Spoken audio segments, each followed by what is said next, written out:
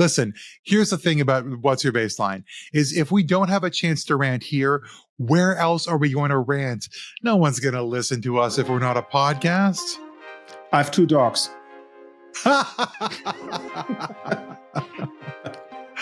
Fair and fair. Fair and fair. Welcome to the What's Your Baseline podcast, where we demystify enterprise architecture and business process management. We're here to bring best practices and lessons learned from our years to your ears, as well as interviewing friends we met along the way on our professional journeys. My name is Roland, and I'm joined today by my co-host, JM Erlandson. Hey, JM, how are you doing today? I'm doing great, Roland. It's been one heck of a year, and I'm excited to spend our time together today, well, taking a look back. How are you doing, my friend?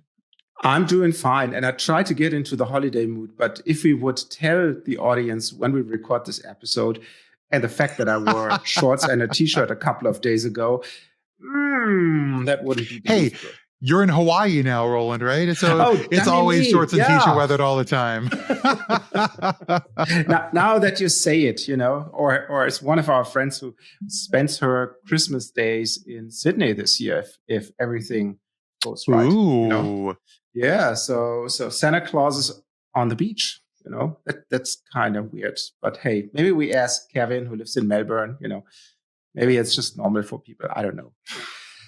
Oh, well, here's the thing. While this episode comes out, we're recording it a little bit early because I'm not going to be around. So if folks are following along with my journey, you can find out more things on LinkedIn or things like that I'll post about, where you might be able to find me in the world. I'll be out and about enjoying a very long walk. Yes. Yeah, you're going to be in the woods. And I would be super surprised if I would see you on LinkedIn, because then you do something wrong. I have my phone. I'll have my phone with me. So yeah, sure. There's an opportunity to reflect and an opportunity to grow, but also I'm not going to stop getting pings from social media. Well, either way, speaking of, I wouldn't say flashbacks, but looking back, JM, yes.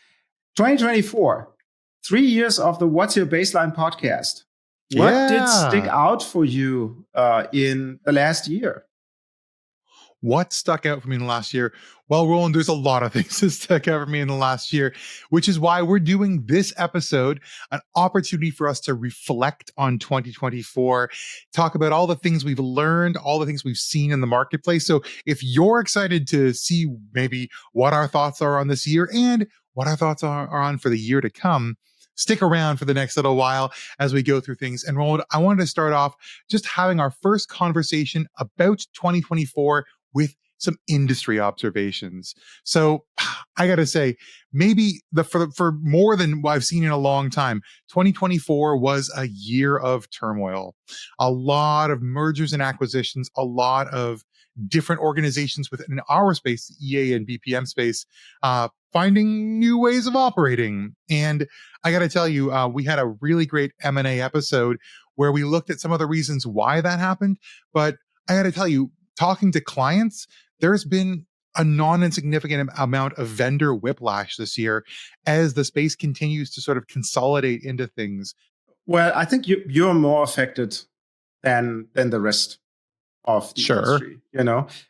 Don't want to go into many details, but I think everybody who's in the EA and BPM space is following. And I see 2 areas where I think I see a significant change over 2023. So the first one is, I think, the whole consolidation in the process mining space seems to be done. What I've seen is BPM vendors and RPA vendors and whoever wants to have that technology, they bought their pure process mining player. Think about UiPath, think about iGraphics, all those things where you see, okay, people just bought it, I'm not sure what that means for the remaining independent vendors. I could see the ones that are a little bit more focused in academics, the Discos and maybe Apromores, if you will. They might have their little niche, but who else is out there? What is their plan going forward? Do they really make so much money that they're viable? And I have no insight. So on Yep. neither of the names that I just dropped, but that would be a big question. And so Yeah. that's one thing, people who want to have that capability, they've already bought it. And then we obviously saw at the end of 23, Celonis buying Symbio, Yeah. My personal opinion, I might give Casper a call. Maybe he wants to talk about that. But my personal opinion is, well, the idea with their automation, that didn't really fly. That doesn't seem to be the big thing. So maybe they are in a soul searching mode and think, which I would agree, that process mining and process design go hand in hand. Maybe that's their next big thing. So I see it in two ways, but the majority that I've seen is regular vendors, automation vendors, and whoever BPM vendors who didn't have it bought that capability. What I also saw in the related space is what we spoke about with Nick and Luca, right? So there seems to be some movement in the EA space, right? So obviously the big thing is, if you will, in 23, SAP buying LeanIX for a huge amount of money. And then this year, BizDesign, Mega, and I don't know if I already can name the third party at this point in time. Unnamed third Yes, enterprise architecture tool. Third party, which I think by now everybody knows anyways, Sure. Creates a large vendor. So the question from my perspective is, well, what does that mean for the others? When you look at it, so typically you saw those vendors in the 15 to 50 million space ARR, give or take, right? And I've seen, for example, an announcement that Ardog is now working closely with Celonis. Yeah. You gotta wonder what's that's gonna happen, right? Yeah, how are they gonna take is that the first step, But then you have the Orbuses of the world, the BOCs of the world, Yeah, I have to wonder what's going on with BOC these days. Yeah. Also there are regional players that I'm interested in seeing how they find their way into more international stages, Merework, GB Tech, things like that have not seen as global exposure. We are looking at a lot of people are holding their breath, right? As to see what the mergers and acquisitions are going to be with those sorts of organizations. We also see organizations that are bit players. I mean, we talked a lot from Connecty, but that seems like a technology that is ripe for integration into some other tool. There's a whole bunch of those that you use NIME all the time, right? Like there's a lot of tools like that feel like they are right for some big vendor to come along and grab them. And as somebody I follow said to me, every company is for sale. And that's not wrong. The question is what the price is. Yeah, the good news is in this example, NIME is open source. Right. So the packaging of NIME into a connectable, or like putting it, like integrating that into a core component of a commercialized platform that's going to require some work. I would buy that. I know you would. because when I'm a big fan, because again, we spoke about that. I do not understand why people should learn SQL. If there's visual alternatives out there. And being open source, I mean, ask Red Hat how they got all their money, because technically they're working on open source. We had Avi Ghosh from at that time, he was with MariaDB, to come and talk about us, how it comes together with open source software. There's a lot more consolidation to happen too. And I in terms of like integrated technologies. And so I feel like one of the things that in terms of industry mergers and acquisitions I've seen this year, I've responded to a ton of RFPs. And where I work, what we do. One of the things I'm seeing on a lot of RFPs is there are some that are hyper targeted towards one technology specifically that they know they want to have. But this year, more than ever, I've seen RFPs that ask very big questions. How do you handle everything from data governance to process modeling and improvement to simulation to process optimization to customer experience management to process mining to task mining? Like, I've responded to numerous RFPs that essentially say kitchen sink. So We're looking at market consolidation to try and provide kitchen sink vendors. I mean, that triple merger over there is kind of kitchen sink EA. BPM vendors are also kitchen sink BPMing it, and some of them are also including EA in the offering with partnerships and or like technology alliances that lead into embedding and integration, which I think is interesting. Yeah, but when you look at this, and maybe that's a segue to our next topic, when you look at the BPM market, how many people, and I don't pretend that I know everything, but how many people can tell the story that they support the full process lifecycle, right? In all seriousness, right? Look at SAP AG. Well, they're lacking in the automation department. Look at and I know you're brewing up something, but it's not there yet.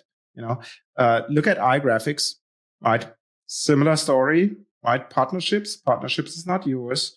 Look at GB Tech, right? They could tell the story, but they don't have a process mining tool. They partner, right? So, and you hear partnering is always second best, over owning all that stuff. And then you could make the case it's SAP with Signavio and LeanIX, but they are busy with themselves, right? So that's a market in itself. And what I heard, again, rumor, right? And maybe T can enlighten us there. I think the whole Signavio, LeanIX stuff will become just another tool in the SAP tool stack. So what does that mean for the quote unquote open market, right? Will they still be there? Will they be available, right? But that is also something that we discussed with Nick and Luca, right? On, well, how long do you keep your old products running, A good example of that is we talked a while ago back to, past guests, right? We talked to to Minit, right? And that was bought by Microsoft. And I'll be honest with you, how often am I hearing that as a product in the marketplace that we are contending with on the process mining side? Less than I did before. And you have to wonder, when you look at these big acquisitions, whether or not technology alignment is being done well, or they're simply buying customer bases and technology that has a hope of being, but eventually gets written off or integrated into like Microsoft Dynamics, like process mining tool, because those are other things we're sort of hearing about. Acquisitions done, I'm not going to say poorly, but acquisitions done that don't end up having a strategic technology alignment doesn't result necessarily in their clients being better served, right? Well, one can hope, so my little dream is, as everybody knows, is that the market borders, which I think are super artificial between process management and EA, will just disappear. I listened to the conversation with Mark Vitor on the BPM 360 podcast, where he spoke about, we got a new focus on EA and ARIS. We all know Mega Hopex has a process component, which is not on top of their list, but if you would open it that way, well, which I would think, because in my mind, processes are part of an architecture, right? That would be the next big thing. Right. Mm-hmm. And that would be super interesting. So any vendor who's interested in my thoughts, please reach out.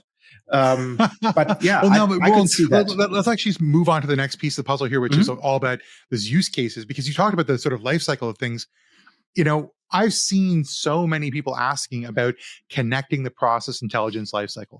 And I think that in some ways, process intelligence was I guess a Forrester-driven buzzword. They were the first ones. So I think the first Gartner's using the same. They have slightly, slightly different definitions. Yeah. Yeah, but I feel like in some ways that has permeated. And 2024 was the year I've heard more people say process intelligence to me than ever before.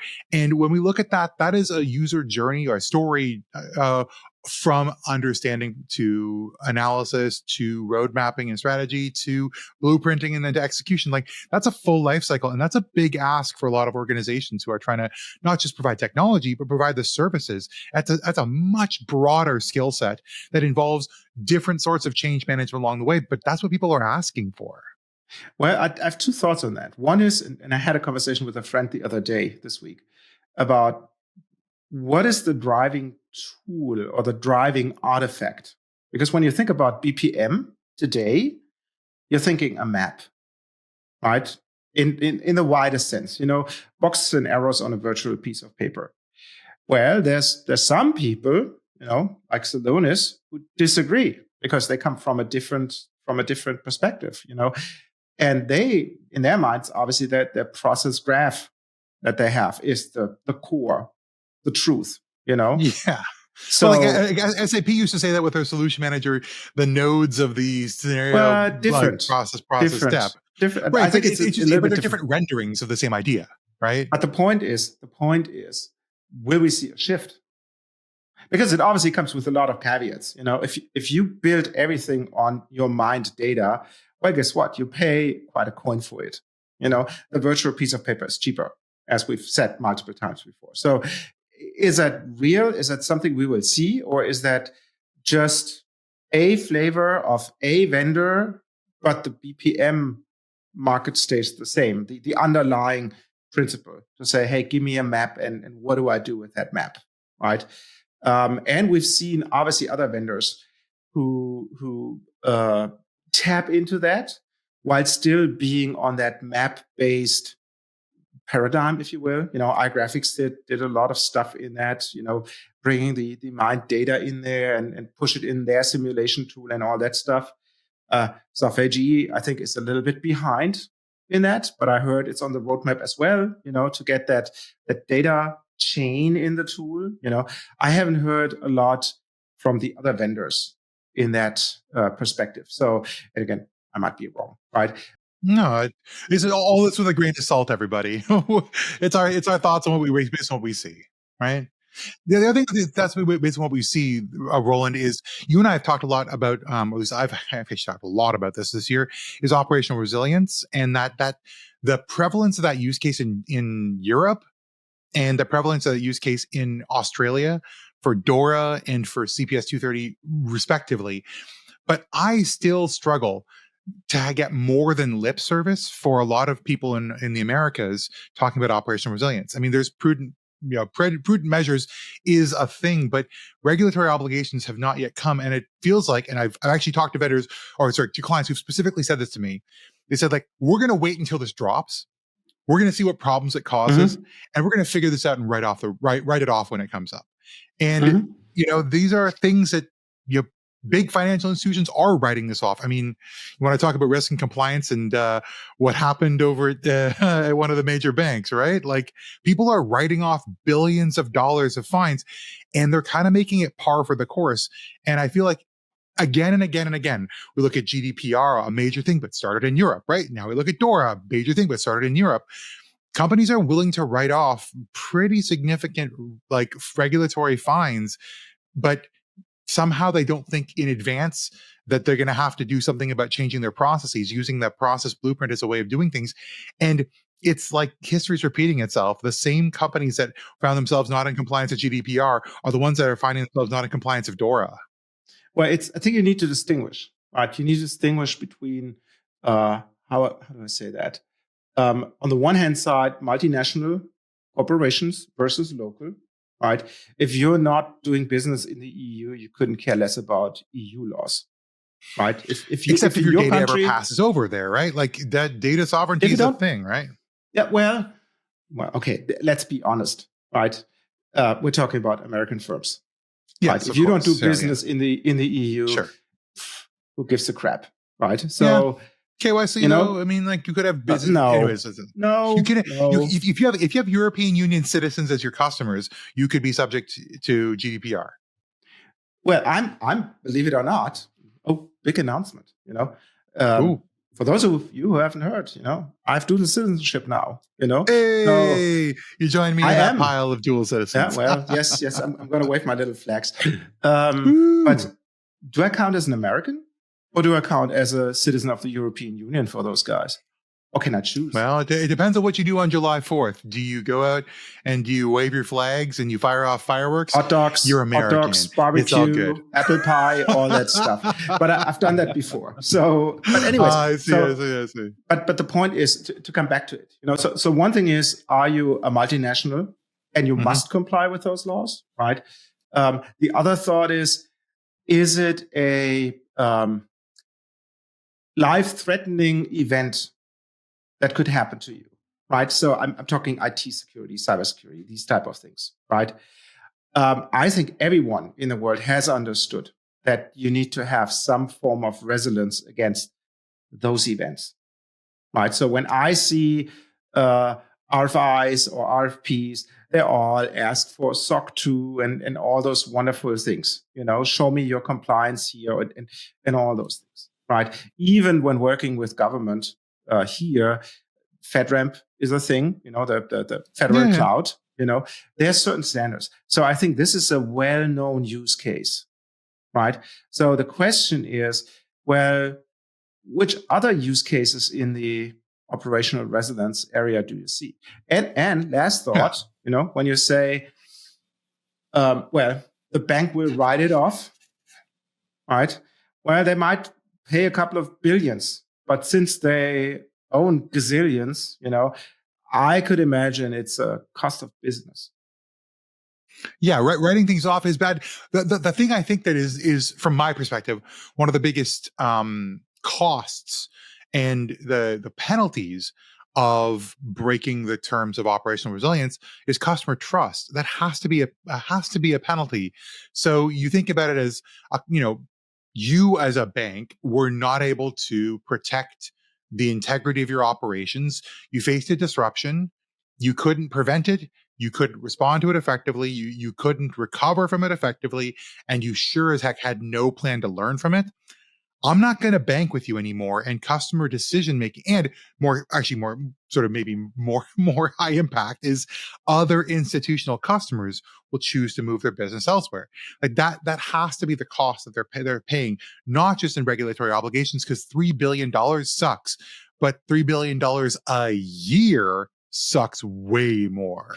That is true. And you remember the conversation that we had with Michael Schenk about GRC and processes, right? I'm 100% with you. They should not do it, but I'm also realist enough to see they will. I think we both agree risk and compliance is important. Processes are still important. It's still immature, independent on which perspective you have on this. There's also an area that I found interesting, and we did in season 6, so earlier this year, we did a little series about data, where we had Lotte and Wiebke and you and I talking about this. How do you do data modeling, right? They didn't perform that well, these episodes. Interesting enough, now a couple of months later, they did pretty well. So there seems to be a need in organizations to figure out the whole data stuff. And maybe another anecdotal thing, I was at a conference earlier this year. I forgot which one it was, the building business capabilities, I think. They had a bookstore there. And there were tons of books about data. So it does seem to be a thing, Now I have to look for data podcasts that I can listen to. But I didn't expect that. I thought, oh yeah, that's some IT thing, and business users wouldn't care. But now they care a lot more. Yep. Well, and that's the other thing about this is that people are now caring, and I'll flip the script on this one. The data people are now caring more about customer than they ever have. And so, I think that they're being called on to provide information and to be accountable to customer experience. Because they're part of a chain, and that's sort of my look back on 2024. I have never received more inquiries, demonstration requests, POC conversations, writing articles about this than I have this year about the customer experience and how process and architecture contributes to customer. And that's been across the spectrum of different stakeholders. So I think that in some ways we are dragging people more towards data, and we are dragging IT more towards people. And I would argue that's good. We've made the case for a long time that EA and BPA are the same thing. They're kind of just the whole idea of your enterprise's architecture of business capabilities and IT systems, but also customer experiences, also data architecture, all the pieces that go into that. And now more than ever, I'm seeing people actually living that in the way that their organizations analyze how they're delivering services. That's good. I still see this detached, right? And maybe it's because the organization that I work in, we have dedicated UX person, right? And I don't know if he can even spell the name of our architecture tool, right? He's using whatever Balsamiq and all those drawing tools and whatnot. So it's still not, I know that there is customer experience modeling in Ares, but what I see in customers is actually they're using tools like Balsamiq, more lightweight. And Miro and Mural and things like that. Yeah, I've heard of those things. Yeah, Mural, Miro, these type of things. Yeah. So that is a gap. They're asking questions, and once again, this is coming from like insider knowledge here, but like they're asking questions about integration. Like if all you're doing is using those as pretty pictures that you analyze the picture and then show the picture and everyone's happy with the picture, then why would you ask questions about data? But when you ask questions about data, it means you think that those have relevant information that attaches to your enterprise architecture. I think that's kind of cool. Yeah. I do not disagree. I see the relationship there. Right. What I'm saying is, I don't see the maturity in organizations, but I also don't see the ease of use in the applications. Yeah, that's true. Right? Because there is still a disconnection. If it would be as simple than a Mural, Miro, Balsamiq, well, guess what? People would use it, right? It's true. But it isn't, right? But anyway, I don't get paid for a product manager role. Remember, we had more than one suggestions. And well, here's the other thing about ease of use, though, and ease of use that leads to trust. And this is the next topic for this one, which is all about the how 2024 has, even despite some challenges with accuracy, don't get me started on that, we see people more and more trusting the outcomes of AI analyses. The predictive analysis, AI-powered process improvements, AI-powered process simulation, like these sorts of things. And actually, even just simulation as a topic is mostly not being done in conventional simulation. Now it's being like predictive with AI. And we always have this caveat of you can't necessarily trust the AI. But companies have decided they're going to slap a little label on things that says, you cannot hold us responsible for anything the AI says, and then release full feature sets that tell you what you should do. Maybe correct, maybe not, but the people, end users, end up trusting it. So more and more, I'm seeing a lot of people in 2024 moving to AI on how they do process analysis, just almost wholesale. Oh yeah, we will see more, right? What we also will see is a lot of lazy people who don't think, who just believe what they see, right? Which is obviously the big caveat there. I think where we're not at the point is what you mentioned a minute ago, prediction, right? I've seen and I've worked with tools that had prediction being built in, mostly in process mining. Machine learning is AI as well, as we all know, which I think has a business value. If you can do alerting on the prediction that with 85% your container will be delayed from China, right? Guess what? You can take action. That makes sense. And I think simulation is an area that's really underrated. Remember we had John Hill on the show many, many episodes ago. Unfortunately, his company was bought. So the question is standalone simulation vendors, that area. But hey, when you think about it, what do you want, right? You want to know how will we perform, and you want to map that to how do we perform, right? Do we meet the target, right? So now I'm thinking about, okay, how do you bring that in, right? And what I've seen is in vendors is not so great stuff, right? It's always an extra step. Some vendors use a 20, 30-year-old technology. It needs to be downloaded and whatnot. Some have built it in their web app, but it's still another step. It's something that you intentionally have to do. Why is that? Right? Why don't you just have, say, a modeling tool when you press the save button? Because we're just talking about computing, have the AI create whatever, N simulation models, run that thing, weed out the unrealistic ones, and then come back and say, oh, JM, by the way, if you change that sequence of those steps, or if you add more people to that task, your capacity will increase by 20%. I would love that. I would love see, to have Roland, this. some of those things are being done right now, but they're being done all through like smoke and mirrors, quote unquote simulation, which is like, if you change this particular like property, I'm just going to do some quick math and it's going to change, like linearly scale this other value. And it's like, that's not true simulation. That is barely even scenario testing or even analysis. That's just visual editing. We had a shorts about this many, many years ago. I think like 2.5 years ago, about why simulation shouldn't be in your process mining tool, which I'm scared that I still think it should be that way. But it's still a good analysis technique. What I'm complaining about, and I'm complaining on a very high level here, is, it's still a separate step. I have to think about doing simulation, and I'm lazy. I want to have that built in. We're in the 21st century. Come on, if they can do it on Star Trek, they can do it in IT. I certainly hope so. And I think that's the last couple of things I wanted to talk about before we take a brief break here, is the idea that truly I'm seeing now from 2024, the scale of process mining for most of my customers is starting to really grow. For a lot of my customers, is starting to really grow. Mm-hmm. Mm-hmm. I'll give you a good example of that.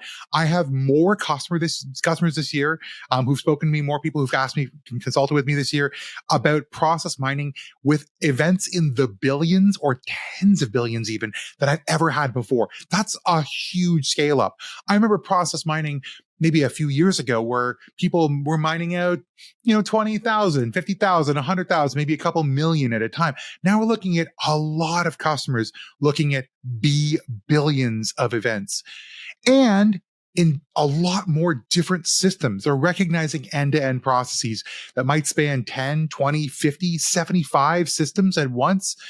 And bringing all that into your one process mining tool is an incredibly power intensive, maybe one might say wasteful, hungry, who cares? It doesn't really matter. People are asking for it and they think they're going to get value from it.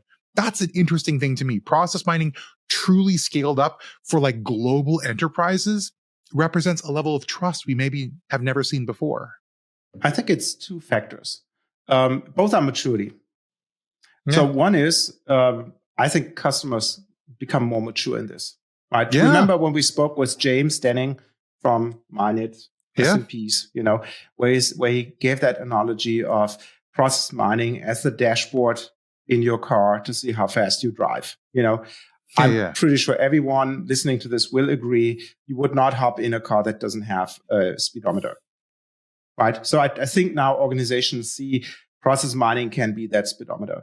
And the other thing that they see, which I heard from multiple customers, is, well, there's not only one player in town, right? And that one player is super expensive, right? We want to have this a little bit more commoditized to a more acceptable price, right? And when you think about, you have those dozens and dozens and dozens of systems, it comes with a price tag, the integration.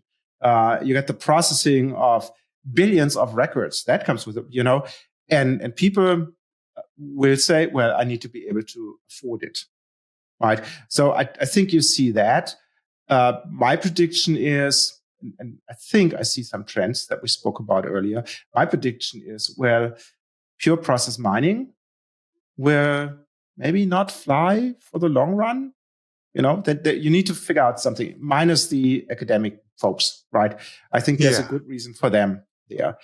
Well, also, there's also one more thing about this, which is process and task mining. We've talked about this a few times, but I think that the market confidence in task mining and the surveillance problem of task mining hasn't been solved yet.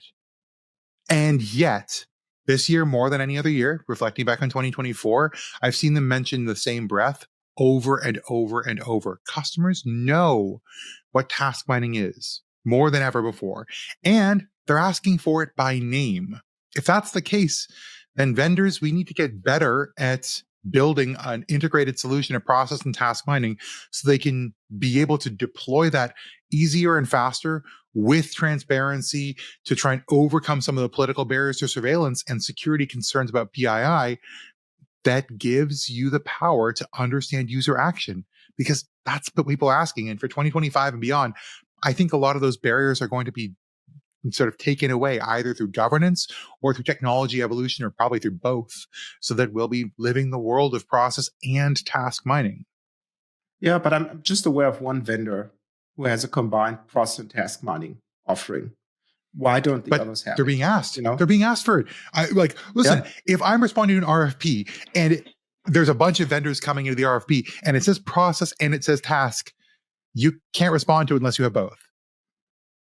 No, you can. You just you can't sprinkle some fear, uncertainty, and doubt in there and say, meh, that other thing that we don't have. It's basically the same. And we do in the higher level, and you need to mature into the whatever, right? So there are ways Used that trick before. Going around. Well, here's the thing, Roland. We're going to take a brief break right now and let people think about what they've seen in 2024 before we talk about our lessons learned and our, as we've been doing a little bit, our predictions for the future, not just of the industry, but for us here. What's your baseline? So take a think. What was your 24 like? And what would you like to see more of? What would you like to maybe see less of? And what were some things you noticed in the industry that maybe we didn't? We'll see you in a sec.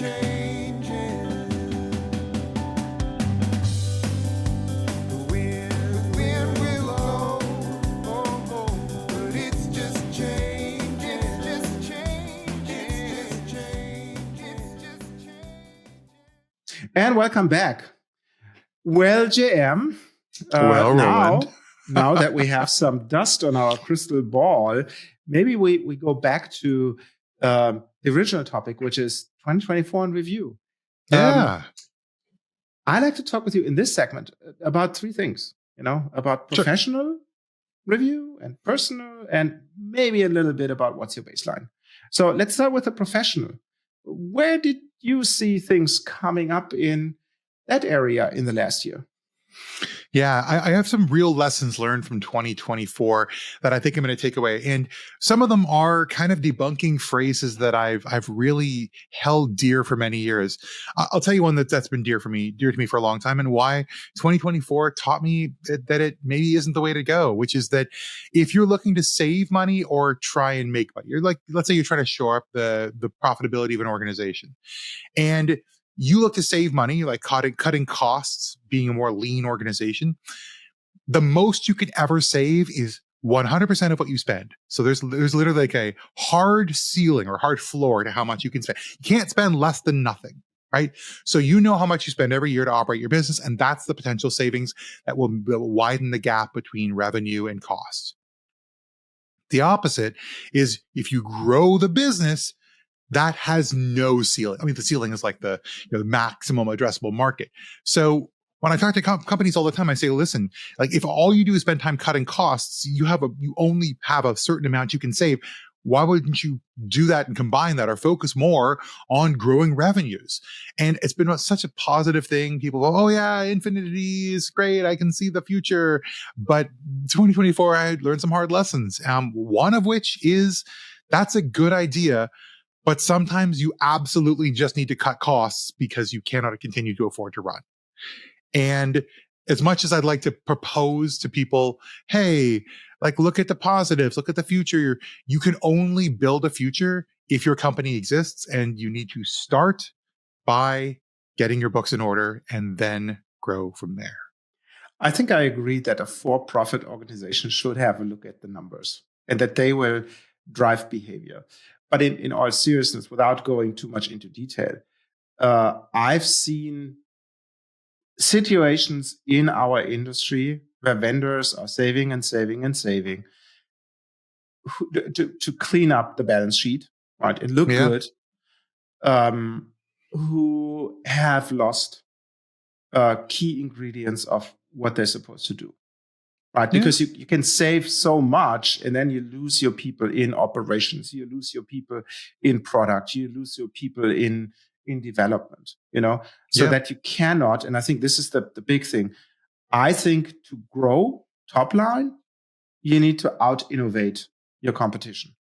You must come up with a next big thing, and you must have the resources to build that next thing and to advocate for it and whatnot. I just read that Mozilla, for example, of Firefox fame, right? They just reduced their staff by 30%. And guess who they let go? Their advocacy group, right? And if there's one thing that Mozilla stands for, it's the free web and privacy on the web and whatnot. Mm-hmm. So how do you pitch that if you let go your people who work in that area? Right? Yeah. But I think this is the big challenge that you have. And that leads me to another thing I've learned this year, which I've had the pleasure of doing a little bit more of, which is that staffing up a practice is really hard. I mean, Roland, you've had to do that over and over again. I've had to do that in my personal life, like running a music business or, being the general manager of a charity. But staffing up in a professional context has been an interesting challenge. For me, obviously, I like to think of all the positives. I really like people. I like talking to them and meeting people, all of whom could be good options, but making decisions on that.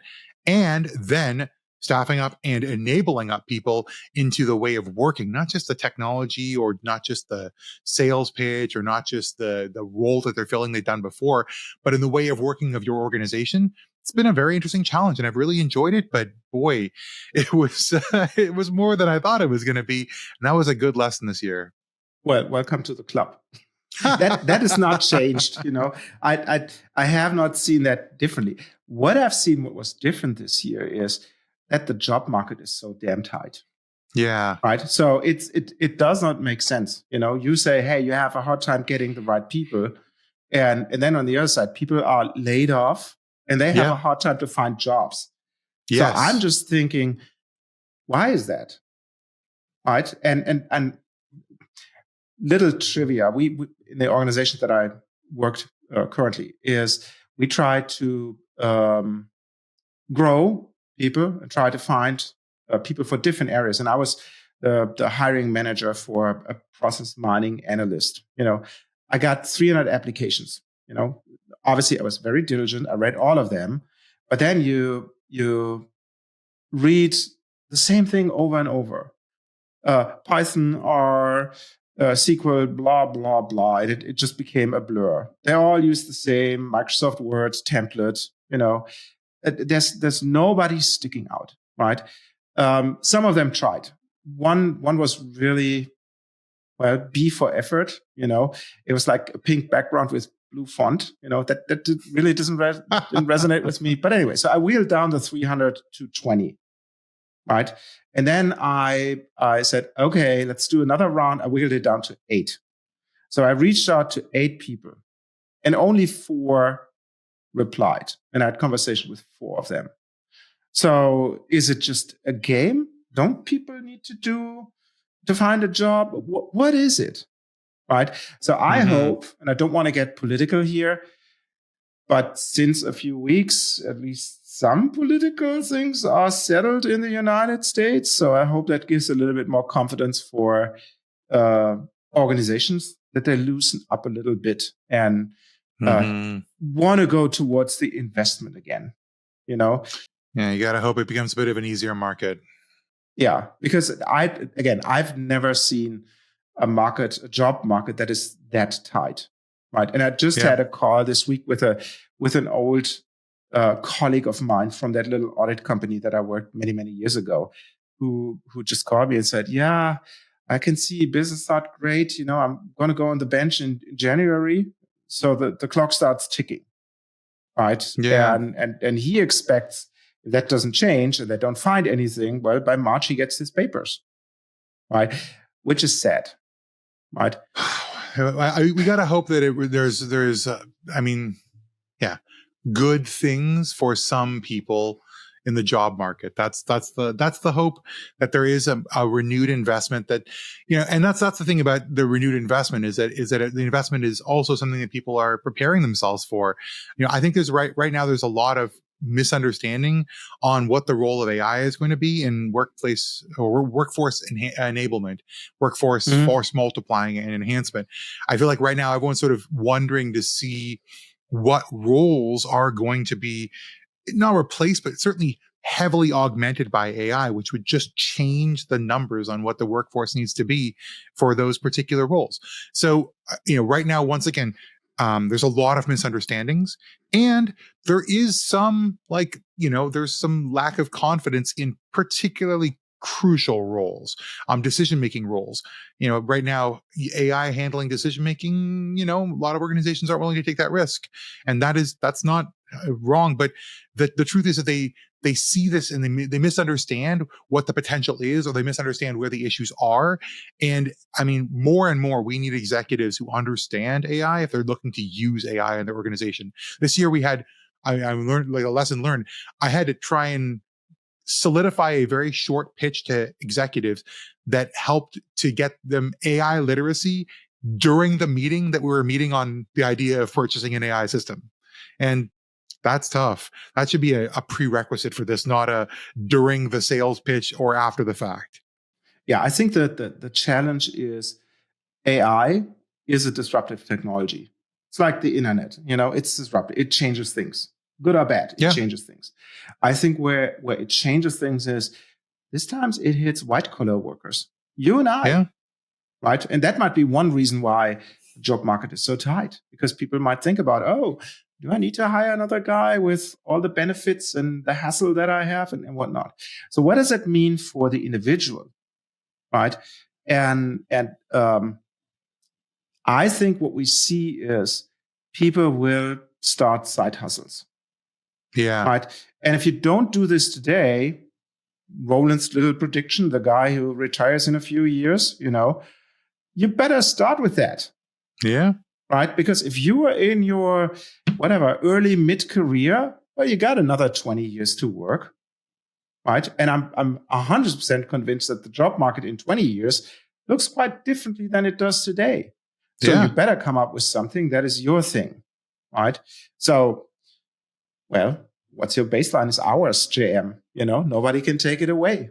So do something. I think you will see more of that. People who do side hustles, may it be what we do, communicate, media, whatever, or may it be a side gig, you develop an application, which I heard is super easy thanks to AI now, and all those frameworks that are out there, or whatever, right?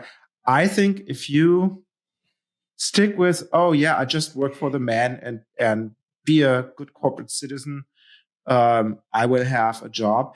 Those times are over. They're over, right? And what helps? A side hustle that you might or might not be able to grow into a business. Well, and that's the thing I've learned on a personal level as well, Roland. This year, I like to share my personal thoughts and personal learnings. And in this case, I think that it goes well with a couple of practices that, being more mindfulness and presence. Those are important things. I mean, we only have, 2024 has taught me we only have, the time we have right now. All we know right now is what's certain right in front of us. And so being present in the moment, being mindful of that, and embracing a practice of letting go, having things keep you held back, old practices, old ways of thinking, those things are baggage that you carry with you. And embracing a practice of letting go is really important to be able to move forward and create something beautiful, something new.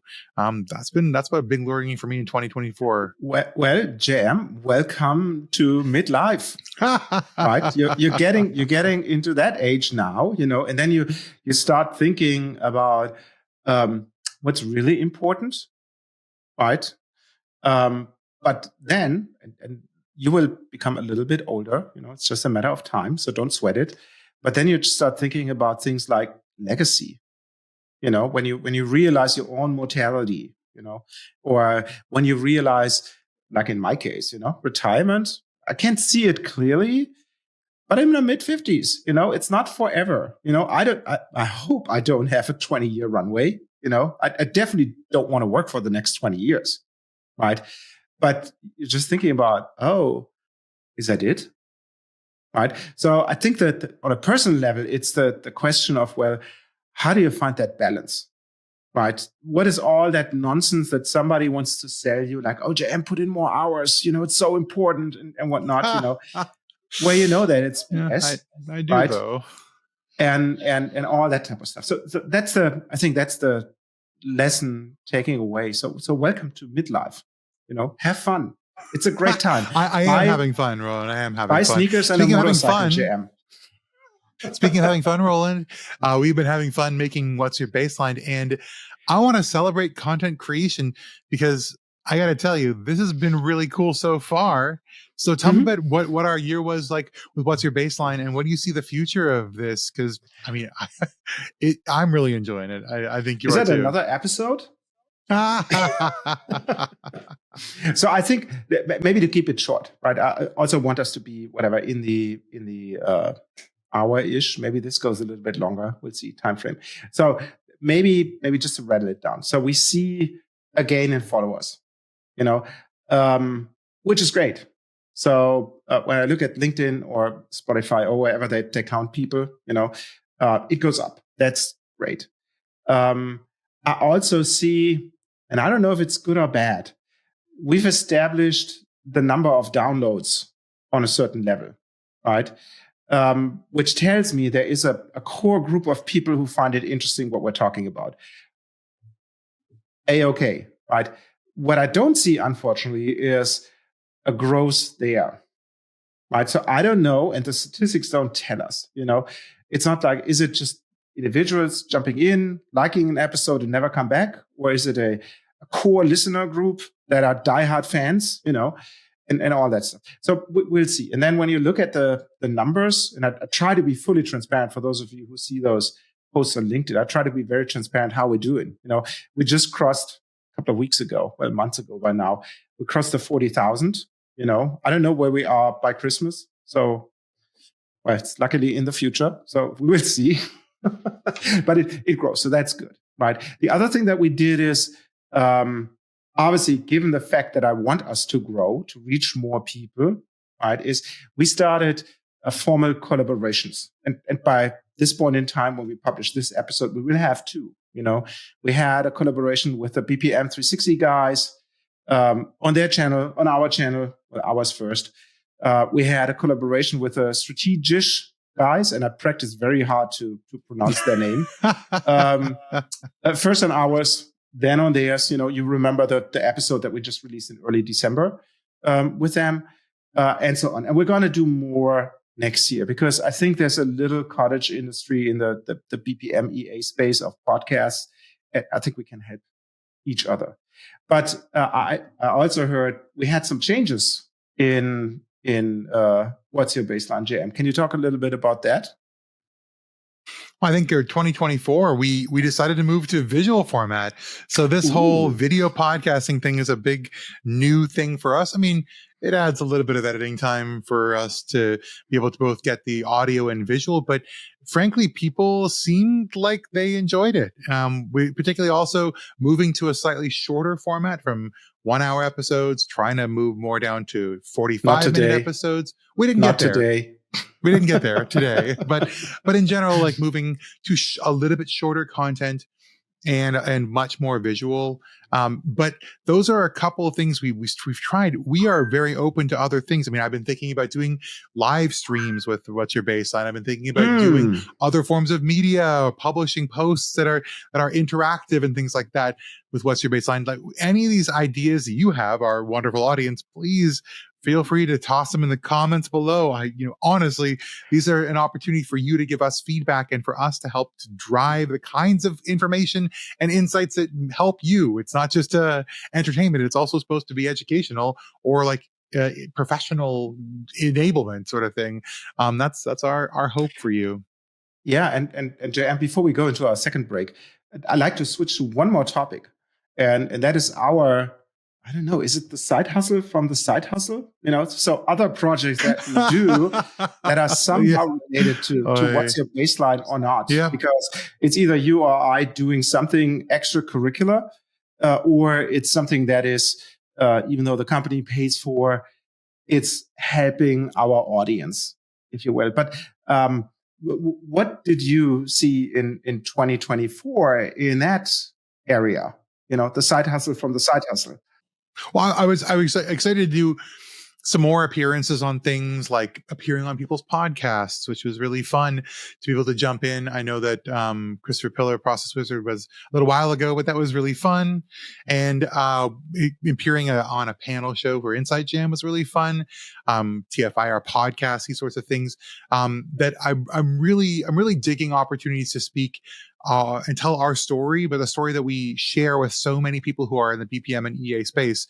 I'm working with a really great publicity firm through Eris, and they've done a really good job of also helping to get some of my writing out there, which is good. So I was quoted in Forbes. I've been in Information Week. I've got a bunch of these different like publications now that read with my words in them, which seems fun. And then the last thing is that for those who are following me on LinkedIn, you'll see that I'm often tagged in Eris BPM walks and the whole BPM walk space.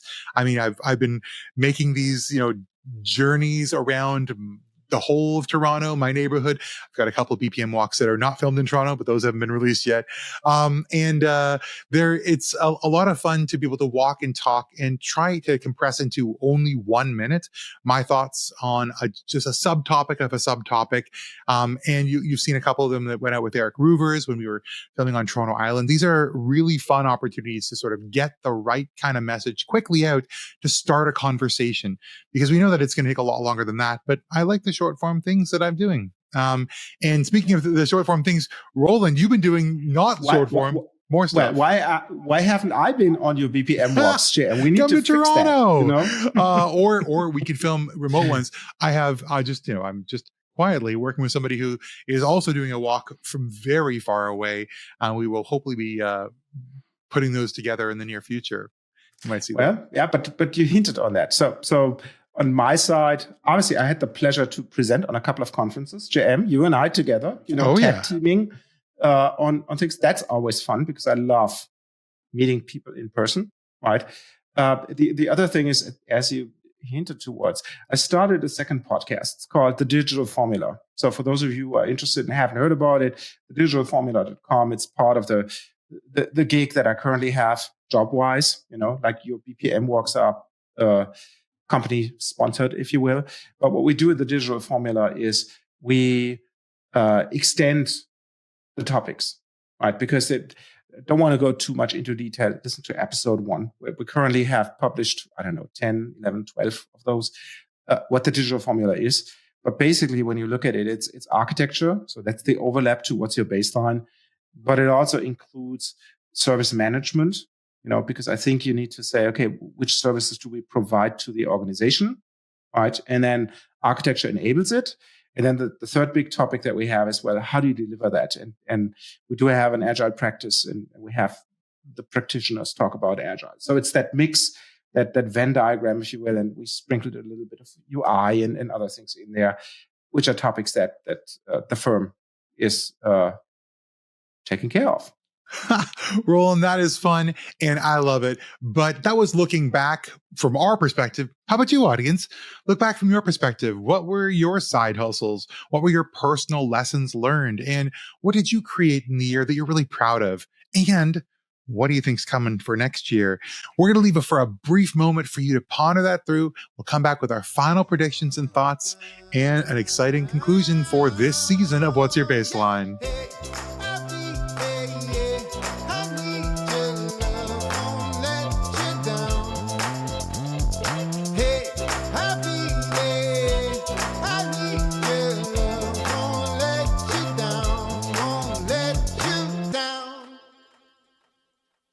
And welcome back. Jam, quite a ride in 2024, Oh, yeah. But I like to spend the last couple of minutes a little bit about the future, right? And obviously we have a little cheat sheet in Notion that we use for all of our episodes, And I think I'd like to talk with you about 2 topics.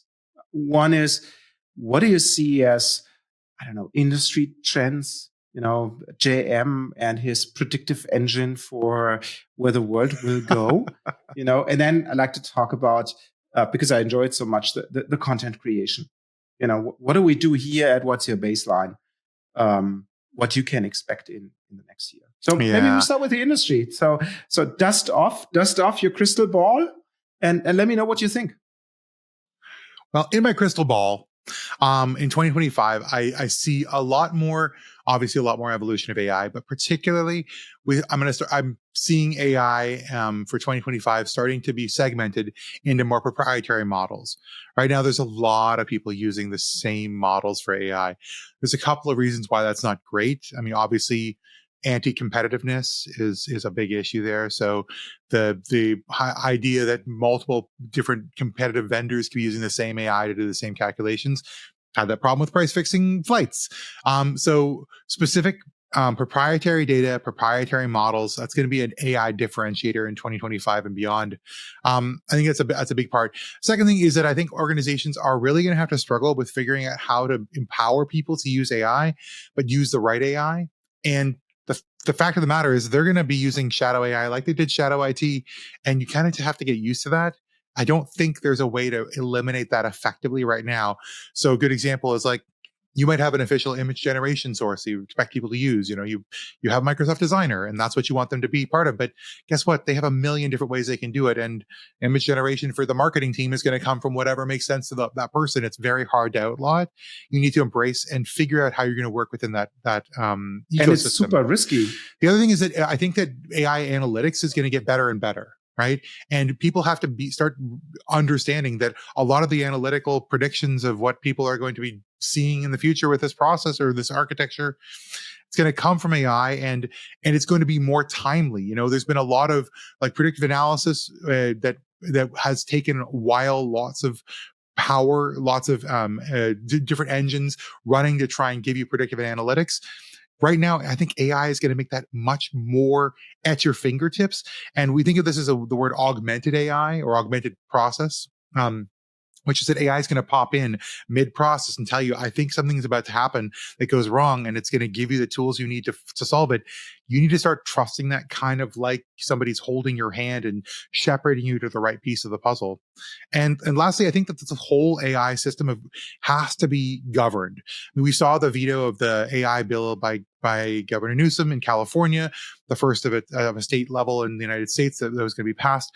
But that's not the end of it. Certainly not. More and more, we're going to see regulatory obligations levied on AI, expectations, best practices, and AI ethics that are going to become more ingrained in how people operate with it, and they really should be. So AI governance is going to become a function that companies will need to staff properly, to educate and enable properly, to give the right kind of executive oversight, and to be able to give the right kind of power to make a difference in the organization. You can't simply just say AI and expect that it's going to be okay. 2025 is going to be the year where the reckoning has to happen a little bit. Yeah, I agree. There's obviously a lot of risk involved in there, especially the shadow AI stuff. I'm not sure if I like that, but it is what it is. People will do where they can be say it positively, most productive. Don't want to say the lazy ones, to get away with the minimum amount of work, but hey, you know what I mean, right? Also, Roland, you and I talked about the evolving role of the knowledge worker, because I think, we're knowledge workers, we're at risk, right? Well, how do you shift the role and expectations so that AI, it's not that your AI is taking your job, but AI becomes part of your ecosystem that makes you more effective at your role? I agree. Yeah. So we spoke obviously about this, people having a hard time finding a job, so what are the skills that you as an individual need to have to be employable, right? The other thing that we spoke about, which I like to stress, right? I see further consolidation in the market, right? So I alluded a little bit into this, I think the process mining consolidation is as good as done, I see a consolidation, obviously, on the EA market.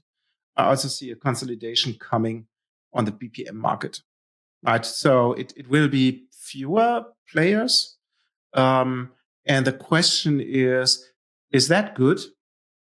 Right? So what does that mean for the end user, the companies who buy that stuff? And then the other question that I alluded to as well is, Will there be some cross-pollination? Will there be finally the border between BPM and EA being torn down because people finally believe me, But hey, we will see. We want to tear down that veil for real. Let's revisit that next year, at the end of season 9, when we do a 2025 in review session. And speaking of which, what's going on with What's Your Baseline in 2025? Do you have any idea? Well, what's your baseline? We're coming back, baby. We love this thing. We love what we're doing here. We are going to continue to do what we do and evolve that offering over time to help reach more hearts and minds across our industry. So once again, your feedback is really important, but we're excited to start season 8 in middle to late January. We'll announce a little bit more on whatsyourbaseline.com and on LinkedIn, but we're coming on back, and I will come back a changed man. I'm kidding, but we'll have a new season with the same kind of idea. Excellent interviews, good thought leadership and discussion, and ultimately tools that you can use in your daily lives as BPM and EA practitioners to be able to deliver better on your promises. And in all seriousness, if you guys have ideas that are relevant for you that we haven't spoken about or haven't spoken about in depth enough, or whatever you want to hear, if you think you have that super idea that is super important for everyone listening to this show, by all means, reach out to us. hello@whatsyourbaseline.com or JM or I individually. We'll also have a contact form on the website. So there's a way to reach us. Please do that. Don't be shy, right? Leave comments. Tell us what we're doing well and what we don't do well, because we want to improve.